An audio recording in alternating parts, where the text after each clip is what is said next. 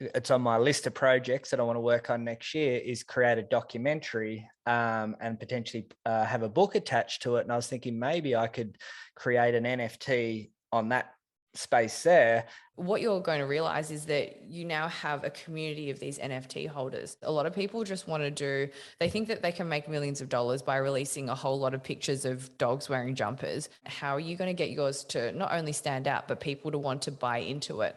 And people really focus on, I would say that they think that they can just sell an NFT and that's it. But it's really the value of the secondary market, which is people then maybe on buying those NFTs, which is going to be really important. So I guess delving into a little bit more of the technicalities of NFTs, like if you buy NFTs, like you have to think about what chain you're buying it on and what platform, because there could be what they call gas fees associated with that. And gas fees are really, it's almost think of them as like carbon offset costs. So it's the cost of actually creating or minting the NFT. So something like that people don't factor in and don't think about. And I think one of them, if you really want to get into the space, like just get active. So start buying NFTs, start selling NFTs, start, creating NFTs, and then you'll start to learn about gas fees. But there's lots of different platforms now which are a lot more carbon neutral. So you've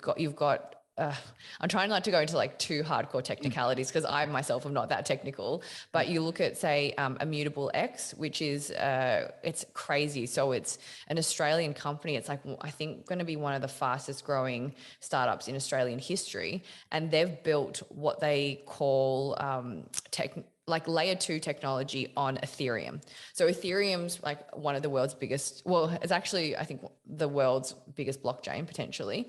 The interesting thing is people just go, oh, do I trust Ethereum? Do I trust blockchain? Its market cap is bigger than the biggest bank in the world, and it's so new still. So it's growing rapidly, and it really offers that sense of security.